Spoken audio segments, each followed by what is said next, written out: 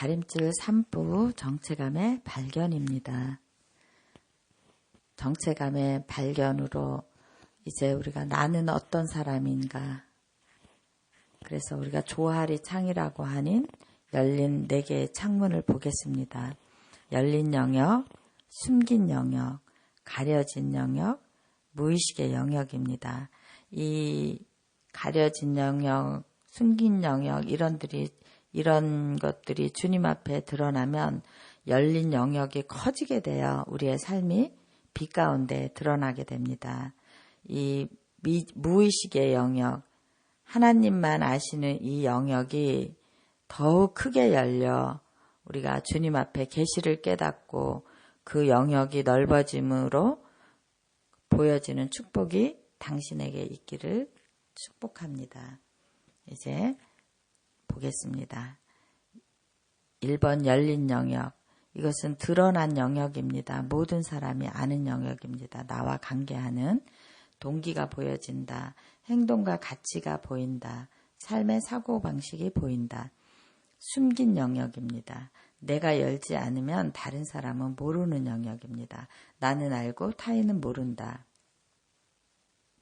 가려진 영역을 보겠습니다. 나는 못 보고 다른 사람이 보는 영역입니다. 이것은 자기가 못 보는 것은 교만의 어떤 부분 때문에 못 볼 수 있습니다. 무의식의 영역입니다. 나도 모르고 다른 사람도 모른다. 주님만 아시는 영역입니다. 이것은 다윗이 시편에서 고백했습니다. 주님이 나를 아십니다. 이렇게 다윗이 고백한 그 부분이 무의식의 영역입니다. 그래서 우리가 정체감이 발견되었으면 나는 누구이고 어디서 와서 어디로 가는가, 이걸 알고 우리가 삶을 질서 있게 해야 됩니다.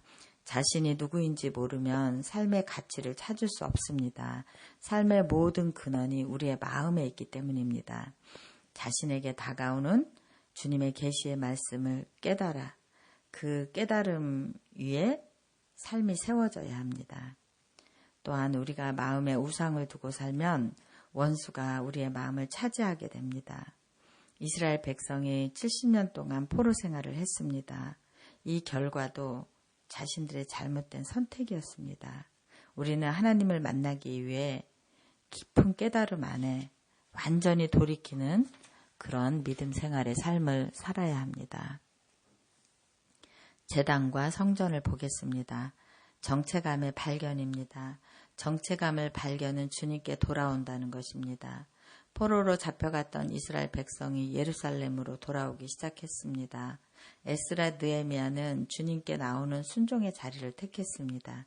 예루살렘을 향하여 그들이 나아가며 하나님을 부르고 있습니다. 삶을 완전히 하나님께로 돌이키는 것이 정체성의 발견입니다. 돌아와서 하나님의 자녀들이 어떻게 재건되어 가는지를 느헤미야와 에스라에서 주님이 말씀하고 있습니다. 하나님과 약속의 땅으로 돌아가는 것이 정체성의 회복입니다. 우리가 주님 앞에 돌아왔다면 우리가 우리의 삶에 제단을 쌓아야 합니다. 희생 제물을 드린다는 것은 많은 피를 흘렸다는 것입니다. 주님께 나오는 자리가 순종의 자리이고 제단 앞입니다. 자신을 내어드리며 그곳에서 죽겠다고 결단한 것입니다. 제단 앞에서 희생 제물이 되는 것은 죽는 것이기 때문입니다. 그 안에서 서로와 화해하고 하나님과 화해하고 하나님을 예배하는 그런 곳이 제단 앞입니다. 하나님을 예배하며 속죄가 일어나는 곳도 제단 앞입니다. 그리고 자신의 종되었던 그 모든 묶임에서 해방되어지는 것이 제단 앞입니다. 생명이 그곳에서 일어나며 거듭남의 삶을 살아가게 하는 것이 제단 앞입니다. 우리가 그곳에서 신선함을 옷 입고 새롭게 되고 정결하게 되고 거룩하게 되고 구별되어 질서 있는 하나님의 백성의 삶으로 들어가는 것입니다. 구원의 벽을 보겠습니다. 성전이 하나님의 자녀의 영혼의 안식처입니다. 성전을 향해서 우리 믿는 사람들의 모든 삶이 돌아가고 있습니다. 그 안에서 하나님의 절기를 지키며 하나님의 약속을 지키며 우리의 삶은 성전을 향해서 돌아가고 있는 것입니다. 이스라엘 백성이 하나님께 돌아오며 울었습니다. 성전은 하나님의 백성에게 어떤 의미일까요? 하나님과 백성이 함께 하는 장소이기 때문에 이스라엘 백성이 돌아오며 그 옛날 하나님을 생각하며 울었습니다. 성전에서 주님과 교제하던 때를 기억하고 주님을 예배하던 그 거룩한 때를 기억하며 그들이 하나님을 향해서 돌아오고 있는 것입니다.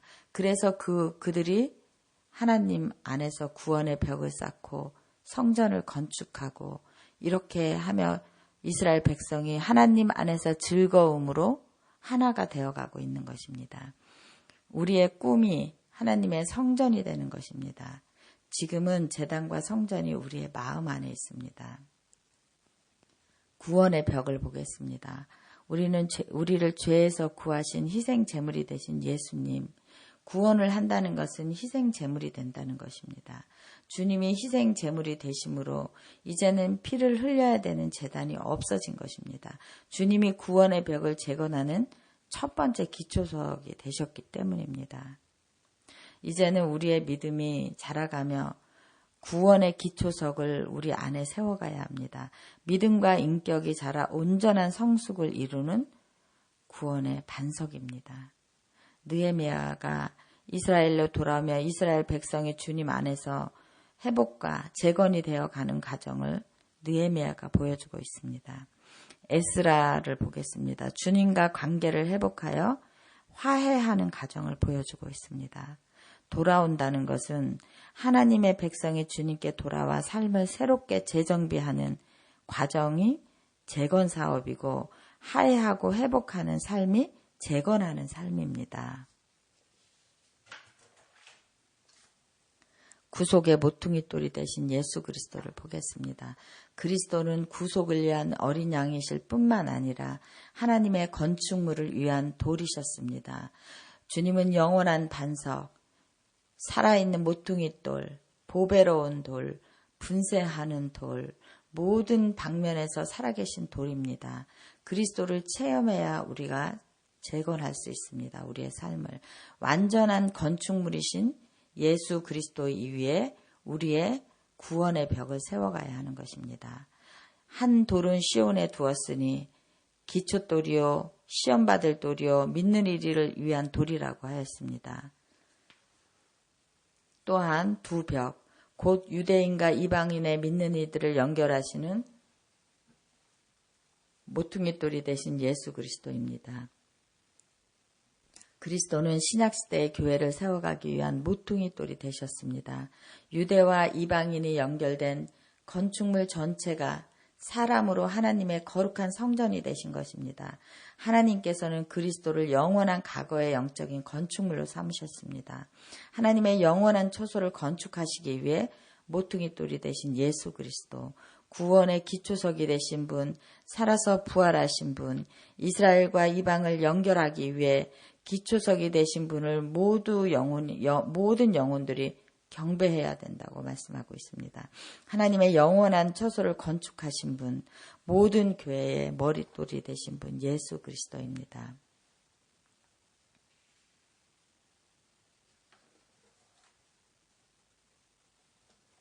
이제 하나님의 속성을 보겠습니다. 하나님의 속성은 전지전능하신 하나님, 완전한 능력의 하나님, 무소부재하신 하나님, 어디에나 계신 하나님, 전지하신 하나님, 모든 것을 알고 계시는 하나님. 하나님은 전 인격을 가지시고 완전한 성품을 가지신 우리의 아버지이십니다. 우리는 정체감을 발견하고 정체감을 회복하여 아버지의 능력 안에 살고 있는 자들입니다. 아버지는 우리의 모든 것을 아십니다. 우리의 사는 가치는 아버지가 나를 향하신 계시를 깨닫는 것입니다. 아버지의 계시를 깨닫고 그분의 인도함을 따라 사는 것이 우리의 삶의 계시의 영을 열어 우리에게 계시를 강화시켜 주는 것입니다. 하나님의 무한성, 절대성, 영원성을 가지고 계시는 분입니다. 하나님의 영원성은 창조세계에 속하지 않는 영원성입니다. 알파와 오메가이신 분, 이전에도 계시고 장차 올 전능자이신 분, 불변하시는 하나님, 공간을 초월하시는 하나님, 시대와 시간을 초월하시는 하나님, 언약의 계시의 하나님, 약속의 하나님, 변함이 없으신 하나님. 하나님은 모든 필요를 채우시는 분이십니다. 나의 모든 것을 채우시는 엘샤다이의 하나님, 나의 전능한 하나님, 여호와 삼마 하나님이 여전히 거기 계신다. 내가 어디를 가더라도 거기에 계시는 아버지, 모든 것을 아시며 내 마음을 열어 계시해 주시는 분이 하나님이십니다. 이제 보겠습니다. 우리가 하나님의 이렇게 속성이 있는데 우리가 육의 아버지의 그 창문을 통해서 하나님을 보려고 하는 사람들이 있습니다. 육의 아버지는 전능하신 분이 아니기 때문에 연약한 부분이 있습니다. 그래서 나의 아버지의 연약한 부분을 통해서 하나님을 보면 안 됩니다. 하나님은 이런 속성을 가지고 계신 분이십니다. 나의 연약한 육의 아버지가 어떤 연약함을 가지고 있는지 보겠습니다. 조건적인 사랑, 성취지향적 부모를 가진 사람은 하나님을 요구하는 하나님이라고 생각합니다. 또 감정적 교류가 없는 부모를 가진 사람은 멀리 있는 하나님이라고 생각합니다. 또한 일이나 사역으로 바쁜 부모를 둔 사람은 자신에게 관심이 없는 하나님이라고 생각합니다. 부모가 약속을 지키지 않은 많은 경험을 한 사람은 속이는 하나님이라고 생각합니다.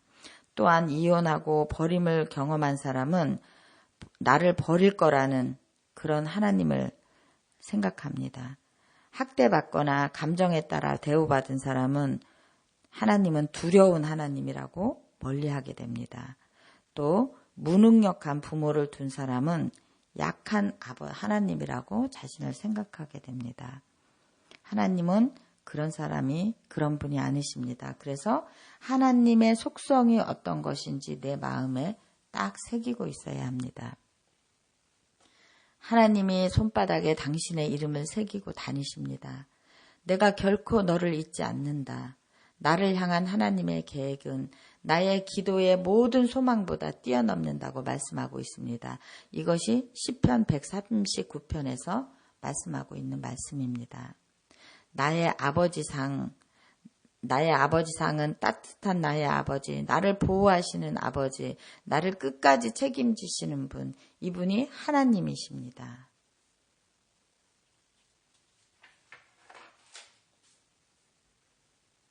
이제 불신앙과 교만이 어떤 것인지 보겠습니다. 교만은 이스라엘 백성이 포로된 것은 그들의 우상숭배와 죄 때문입니다. 각 나라와 정서 속에 죄가 있습니다.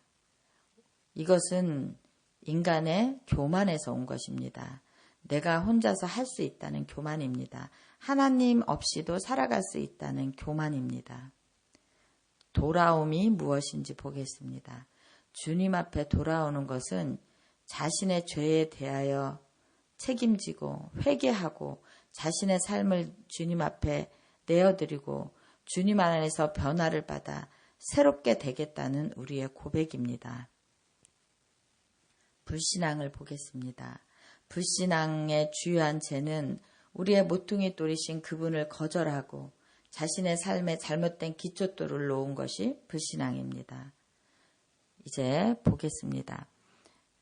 그러므로 한 범죄로 많은 사람이 정죄에 이른 것 같이 한 의로운 행위로 말미암아 많은 사람이 의롭다 하심을 받아 생명에 이르렀느니라. 이것은 아담의 한 사람의 범죄로 모든 인류가 죄 가운데 빠졌다는 것입니다. 그런데 예수 그리스도의 속죄하심으로 예수 그리스도가 그 십자가를 지심으로 한 사람이 십자가를 짐으로 모든 인류가 구원을 받았다는 것입니다. 그런데 우리가 옛사람의 거절감의 옛사람을 가지고 지금도 불신앙 속에서 살고 있습니다. 또 반항의 옛사람을 가지고 교만함 속에 살고 있습니다. 이러면 우리가 주님을 알 수 있는 방법이 없습니다. 우리가 알거니와 우리의 옛사람이 예수와 함께 못 박힌 것은 죄의 몸이 죽어 다시는 우리가 죄에게 종노릇하지 아니함이라고 주님께서 말씀하셨습니다. 그래서 거절감의 옛사람과 불신의 모든 것을 십자가에 못 박고 반항과 옛사람의 교만을 십자가에 못 박고 우리는 주님 앞에서 하나님께 성결이라고 고백해야 합니다. 하나님으로 의와 진리의 거룩함으로 지으심을 받은 새 사람을 입을 것이라고 하나님께 고백해야 합니다.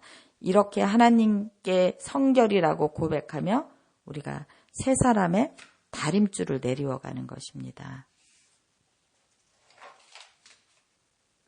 이제 생명의 기차를 보겠습니다. 생명의 기차가 감정, 이성, 성령과 영 이렇게 세 가지가 있습니다. 감정을 보겠습니다. 하나님이 우리에게 의지와 감정을 주셨습니다. 그러므로 믿음도 의지로 선택할 수 있습니다. 감정이 우리의 삶의 권위를 가지면 우리의 마음이 병이 들어갑니다. 감정에 끌려다니면 삶이 혼란스럽습니다. 감정에 치우쳐 옳고 그름을 판단을 하면 우리의 삶이 혼돈스럽습니다. 감정이 주권을 가질 때 분노하고 슬픔 속에 빠지고 왔다 갔다 하다가 지쳐 쓰러집니다. 감정과 하나님의 진리의 말씀 가운데 계속 빙빙 돌며 사람을 찾아다니고 방황하는 믿음을 가진 게 우리의 감정입니다. 이제 이성을 보겠습니다. 이성이 앞서게 되면 당신이 하나님의 뜻보다 이성이 먼저라고 생각합니다. 그래서 영적인 감각이 전혀 없는 크리스찬으로 메마른 믿음을 가지게 됩니다. 믿음 안에 있지만 영적인 감각은 연기처럼 날려보내고 이게 무슨 말이냐면 우리가 교회에 가서 말씀을 들어도 내 안에 이성이 너무 크게 자리 잡고 있기 때문에 하나님의 영적인 말씀은 연기처럼 날려보내는 것입니다. 항상 말씀을 듣지만 그래서 마른 뼈와 같이 부스러지고 믿음 안에 황량한 바람만 불게 됩니다. 다른 사람을 이성적으로 판단하느라 이 사람도 지쳐 있습니다. 성령과 영입니다. 항상 하나님의 지혜와 계시의 영으로 진리의 말씀을 따르는 삶을 살게 됩니다. 성령님 안에서 의지적으로 진리를 선택하게 됩니다.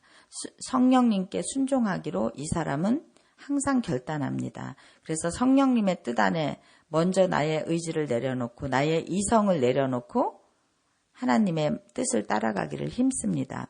우리의 삶에 성령과 영이 맨 앞에 있어야 됩니다. 성령과 영이 없고 자신의 감정으로 자신의 생명의 기차를 출발하게 되면 감정으로 나아가는 기차는 나락으로 떨어지는 삶을 살게 됩니다. 이성을 맨 앞에 세우고 생명의 기차를 출발하는 사람은 믿음 안에 있지만 항상 메마른 믿음 생활을 하게 됩니다. 그런데 성령과 영으로 맨 앞에 기차를 출발시킨 사람은 하나님의 인도함을 따라 우리가 성령과 영으로 삶을 살아가는 평안한 삶, 자유한 삶을 살게 된다는 말씀입니다.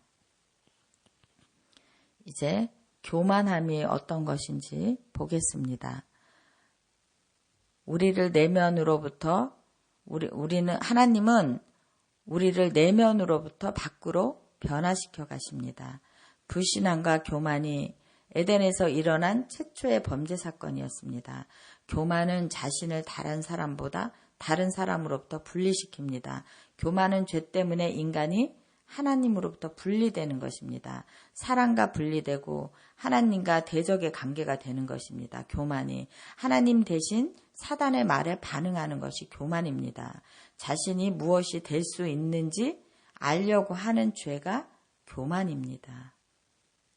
이제 고백합니다. 하나님, 저는 저의 죄를, 저의 교만을 십자가에 못 박습니다. 저의 수치도 십자가에 못 박습니다. 저의 힘으로 저의 가치를 세우려 했던 죄를 용서하여 주시옵소서. 하나님의 형상으로 만든 나의 성품을 버리고 다른 사람의 모습을 보이며 살아가려고 했던 죄를 회개합니다. 교회 안에서 하나님의 일하심을 방해한 죄를 회개합니다. 다른 사람보다 자신을 높게 여긴 죄를 회개합니다. 이렇게 우리의 불신앙의 옛사람과 교만의 옛사람을 십자가에 못 박고 하나님 안에서 새롭게 태어나겠다고 고백하는 것입니다. 우리는 종교생활하는 자들이 아닙니다. 세상의 옛것을 십자가에 못 박고 겸손함을 행하며 그리스도의 사랑을 고백하며 세상의 먼지를 털어내고 하나님의 계시의 뜻을 쫓아가는 주님을 닮아가는 제자들이 될 것입니다. 그래서 우리가 믿음 안에서 겸손을 행하고 믿음을 고백하며 살아가는 능력 있는 크리스찬이 되시기를 축복합니다. 우리가 하나님을 어떻게 바라보아야 되는지 보겠습니다. 여호수아와 갈렙입니다. 내 안에 있는 불신앙을 제거하지 않으면 우리가 이런 죄에 빠지게 될 수 있다는 것입니다. 여호수아 갈렙이 하나님을 먼저 보았습니다. 그들은 무서운 거인들을 보았지만 그보다 크신 하나님을 먼저 볼 수 있는 영의 눈이 열려 있었습니다. 불신앙이 들어오게 되면 거인을 먼저 보게 되고 두려움 속에 빠지게 되는 것입니다. 두려움과 불신앙 속에 살면 광야에서 나올 수 없습니다. 하나님은 당신을 광야에서 나오게 하려고 하나님을 신뢰하라고 얼굴을 들어 하나님을 바라보라고 당신을 부르고 계시는 것입니다. 하나님이 보이지 않고 당신 마음에 거인만 보인다면 광야에서 나올 수 없습니다. 우리가 어떻게 약속의 땅에 들어갈 수 있을까요? 우리의 불신앙을 회개해야 약속의 땅에 들어갈 수 있습니다. 사단의 거짓에 속아 하나님을 보지 않고 자신을 파괴하려는 사단의 두려움 가운데 빠졌던 죄를 회개해야 합니다. 하나님은 우리를 약속의 땅으로 인도하기 원하십니다. 믿음 안에서 자라 하나님과 약속의 땅으로 들어가야 가나안을 차지하고 그것을 누리며 그 안에서 이기며 다스려 갈 수 있는 하나님의 백성이 될 수 있습니다. 하나님의 백성은 제일 먼저 하나님을 바라보아야 합니다. 이 세상에 무슨 고난보다 크신 분이 하나님이십니다. 믿음 안에서 진리를 깨달아 나아가야 한다는 것입니다.